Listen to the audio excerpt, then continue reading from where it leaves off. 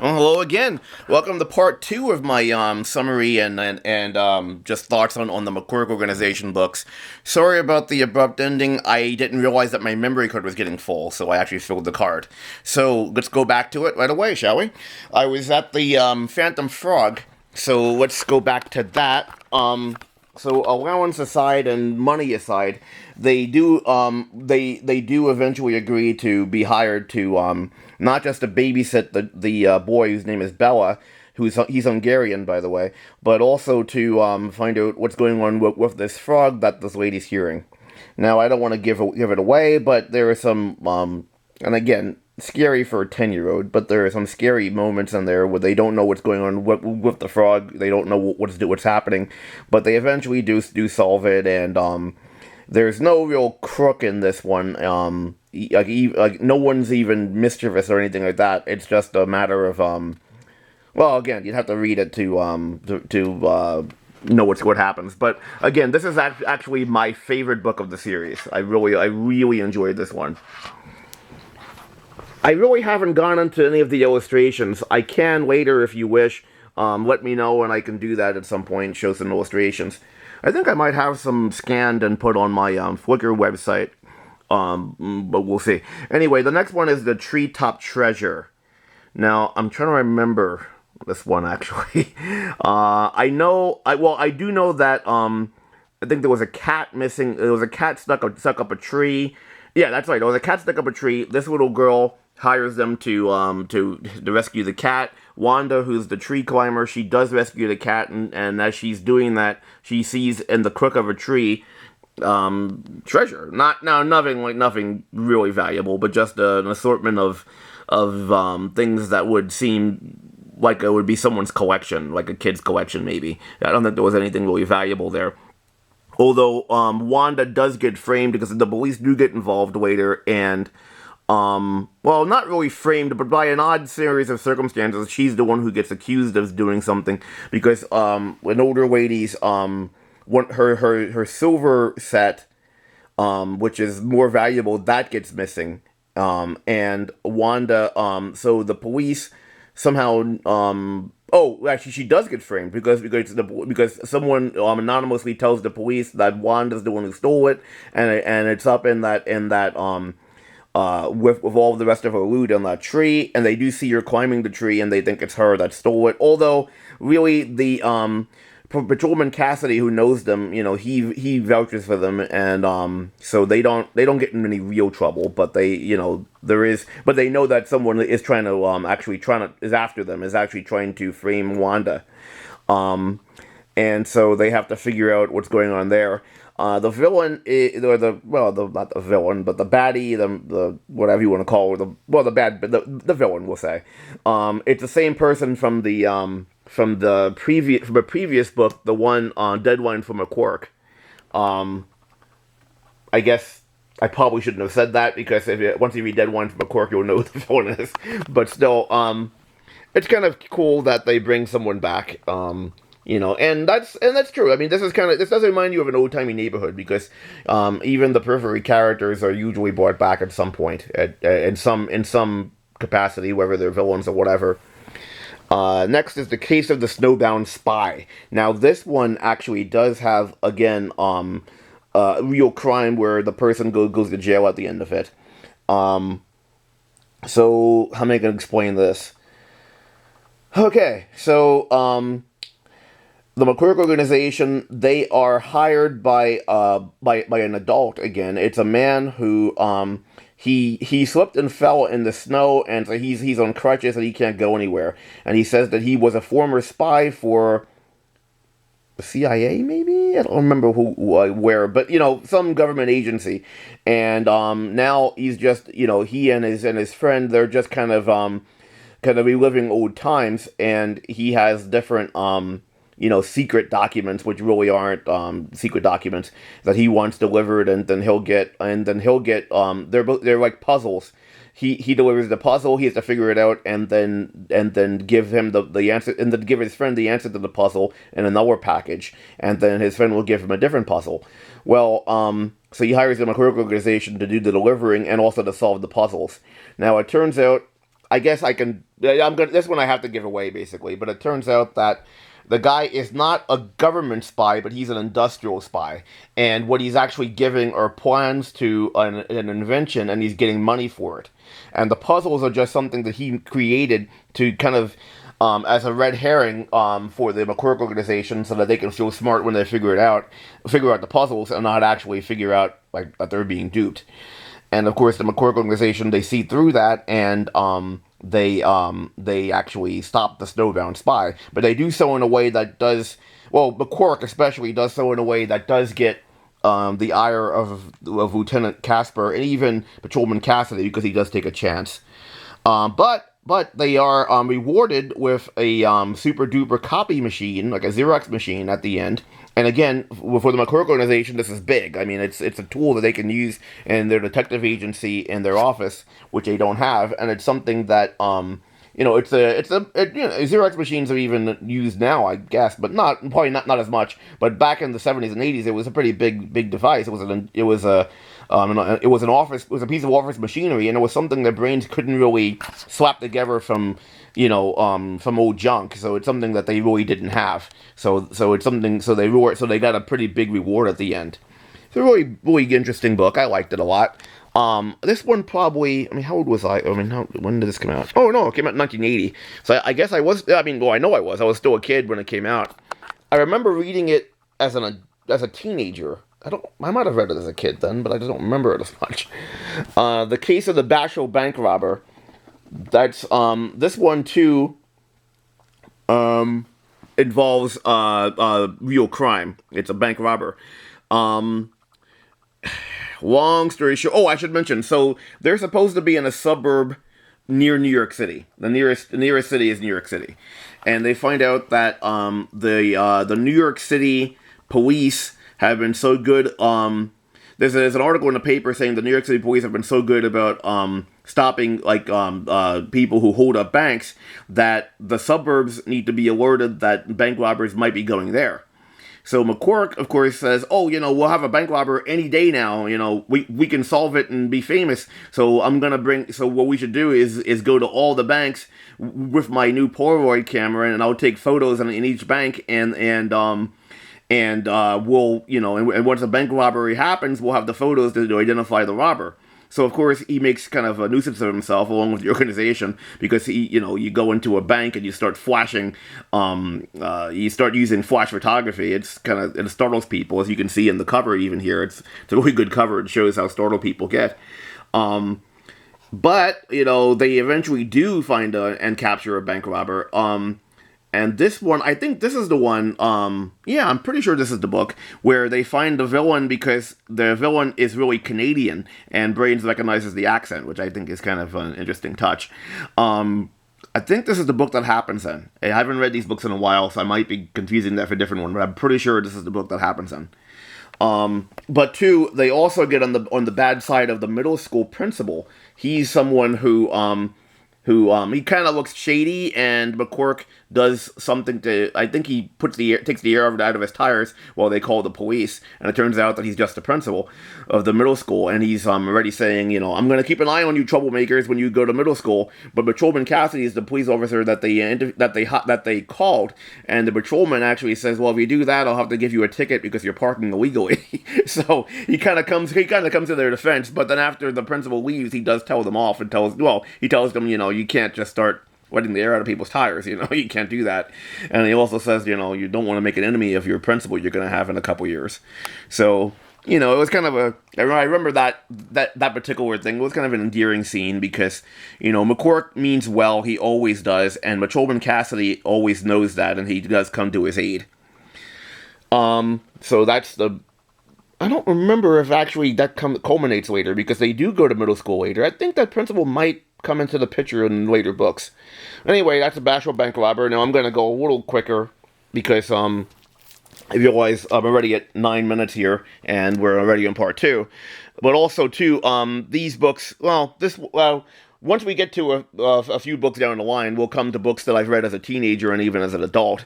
I remember them, but they don't have the same nostalgic feel as the books I read as a child. so I probably won't go into them as deeply. Maybe I will, I don't know. But okay, anyway, the case of the four flying fingers, okay, that's not gonna stay.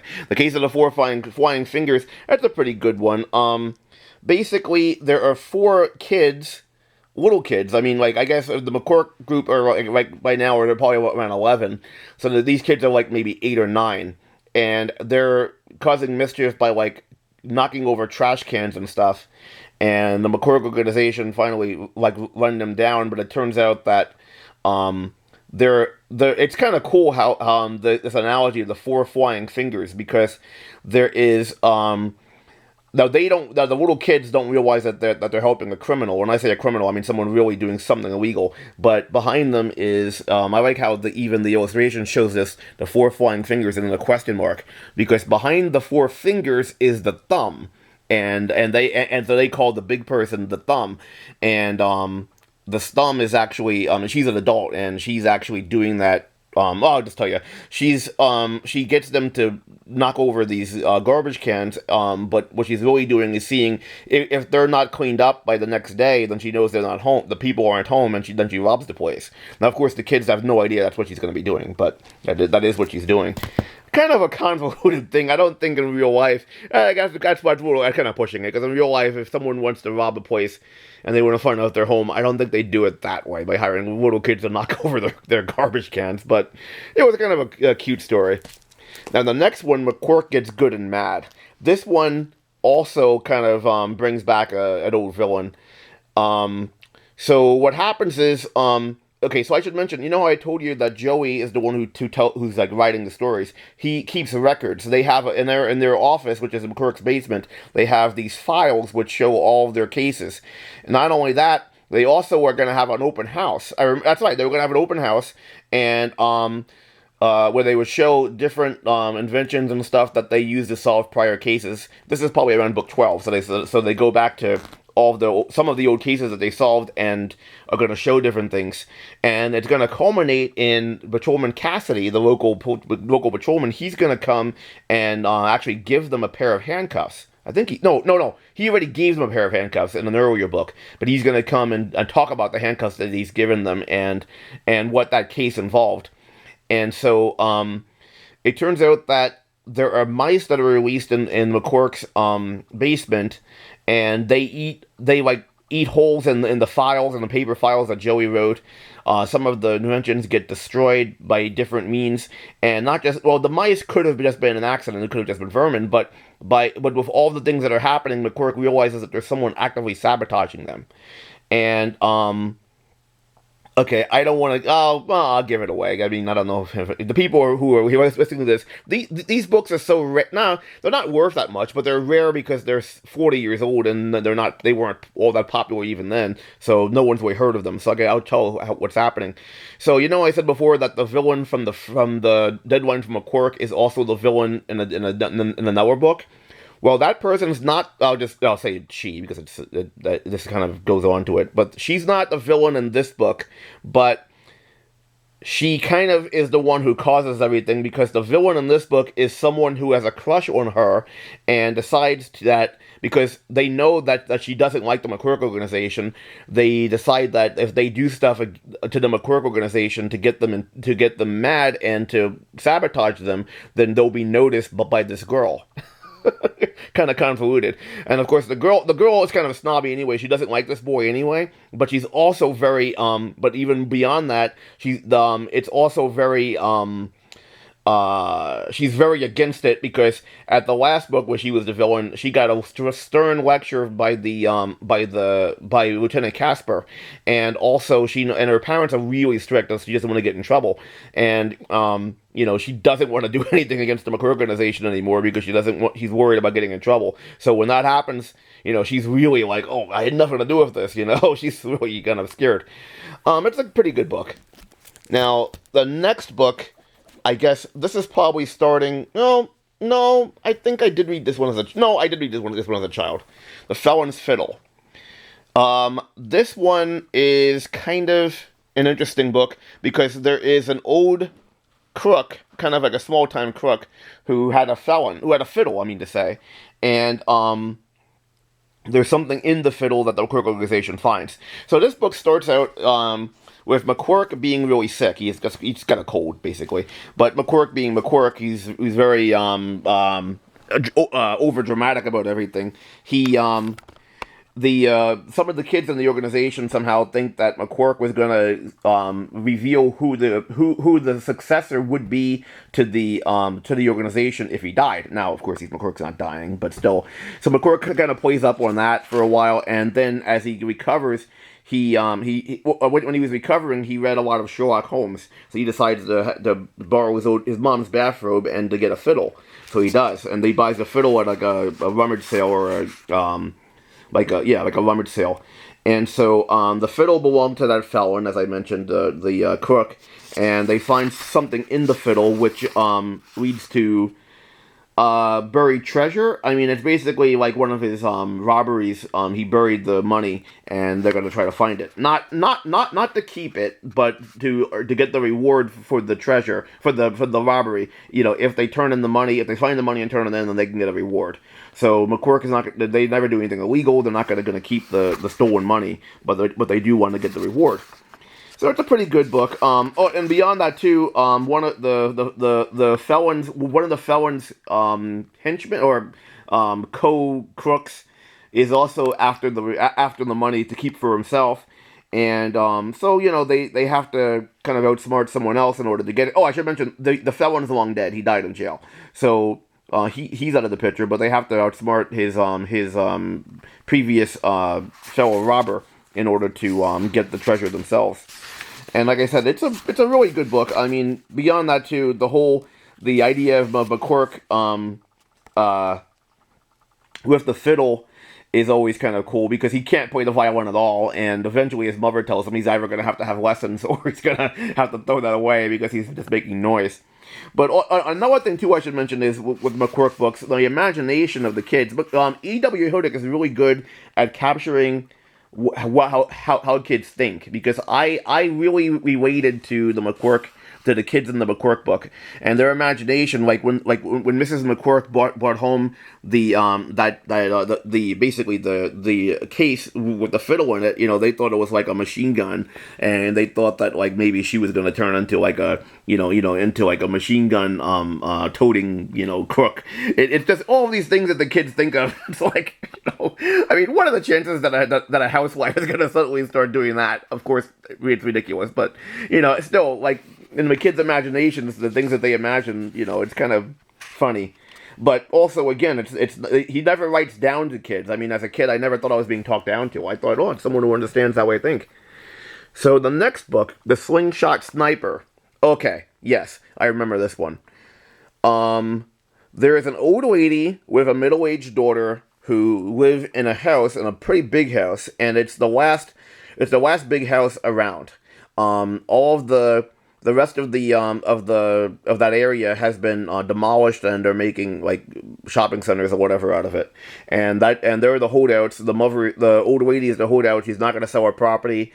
And in the meantime, there's someone actually they're shooting like holes, like they're shooting rocks into the windows and doing things to harass her. But with all of the property she has and the bushes, it's kind of like, it's a really weird angle. It's really awkward in order to be able to do that, because they know there's no one on the property like throwing rocks at the window, and they're wondering how they're wondering how someone can actually do that. And so they have to figure that out. They have to figure out who's doing it. And it's a pretty good book. I like that one. The next book is, you remember how I mentioned that the Invisible Dog is the book that where the McGurk organization gain a fifth member, Brains. Well, this book they gain a sixth member, Mari Yoshimiya. I'm probably murdering the name. She's a Japanese immigrant, not an immigrant. She's someone who moved from Japan. Her and her family, and she's a ventriloquist, and her parents are fairly wealthy. Her dad, I think he's in electronics. He owns an electronics company, or he's a manager of it, or anything or something. And she gets kidnapped. This one's probably the most I guess the real time scariest in the sense of kids being kidnapped is a real thing, and it's something that it's a crime that's really, it's not something you could really laugh off. Not that the robberies you could laugh at them, but this is something that's more serious. But they find out that someone's going to kidnap her. Now, instead of actually, I don't think they actually told the police. They tried to solve it themselves, or maybe they tried telling the police and they weren't believed. But I think they tried to solve it themselves. That's kind of something McGurk would do. And I remember, in fact, I'm pretty sure they did, because I remember my mom even saying because my mom, she would read these books to me when I was a little kid, and we'd read them together. And I remember her even saying, this is something you definitely don't want to do. You always want to make sure that you tell an authority. So I think they do try to solve it themselves. But anyway, eventually, of course, she is found. The villains are captured and taken to jail. And Mari, during this book, she was supposed to be, her parents were on a business trip, but they decided to move to America. And when they do, Mari becomes a member of the group. She also, as she's a ventriloquist, she can throw her voice, and she could also imitate voices perfectly. She can repeat something. They call her like the human tape recorder, because she can repeat what was said in the voice of the one saying it, and it's pretty cool. So she has that power, if you want to call it that, and Willie here has the power of smell. So they have a pretty good organization now with pretty potent detecting abilities, as it were, not beyond the simple deductive brain powers that the kids have. This was a pretty good one, and I think, Kathy Patterson. This is probably the first one. Parkinson. This is the first one where it was drawn by someone else. As you can see, the kids are looking older, but they also look different. Now, it's not the same illustrator throughout the rest of the series, but it's just in the same vein where the kids look like tweens and early teens, and they just look a little different. And the cover illustrator is the same as the interior illustrator now, I'm pretty sure. Yes. Yeah, right. Yes, it's the same illustrator. It's a pretty good, again, it's a really good book, I think. Now, the case of the Wandering Weather Vanes, I'm sure I was already a tween or early teen by this time. So I wasn't a little kid when I read these. But still, now this little guy that looks like he's 80, or not 80, maybe 50, he's Brains. He's, again, he's like 11. They kind of give him white hair, and it kind of looks gray to me, so he always looks, since he's dressed like a professor anyway, he always looks like he's older than everyone else, even though he's shorter, and he's the youngest. So the Weather Vanes, Brains makes this like ultra scientific weather vane, and but it's made out of junk the way his stuff usually is. But someone steals all the weather vanes in the neighborhood, not just his, but his included, and they have to find out who and why. So it's a pretty good book. Like I said, I don't really have. Oh, right, I forgot. So this is Wanda's big brother, the one who I said was in his late teens. He was known for being kind of a prankster. He also hires them because he's accused of being the one who takes them, and he didn't take them, so they have to find out who did. So again, it's a pretty good book. The Case of the Muttering Mummy. Now this one, there's a Bobbsey Twin book, The Missing Mummy, I think, and I always get these confused. They came out around the same time in the mid to late 80s. So I'm gonna have to hold on giving a description of what happens here, because I get those two plots confused. I always intermingle that plot, the Bobbsey plot, and then the mummy from the Whispering Mummy from the Three Investigators. All three involve mummies, and I remember the Three Investigators book more, but the Bobbsey Twin and this one I get the plots confused. But still, it's a book you'd want to check out. The Purloined Parrot. I remember there's a prize-winning parrot that gets stolen. Like I said, I've read these. They haven't resonated with me as much because I was older when I read them, and I haven't read any of these in years. But the ones I read as a child, they stick with me. This one doesn't really stick with me. I don't remember exactly what happens. I'll have to reread the series at some point. But yeah. Now this book is where. Oh, I'm sorry. This is beginning to fall. Hold on a moment. My stacks. Beginning to fall. I think I'm actually going to go to a part 3. So let's stop here and I'll go to part 3. Thank you for watching.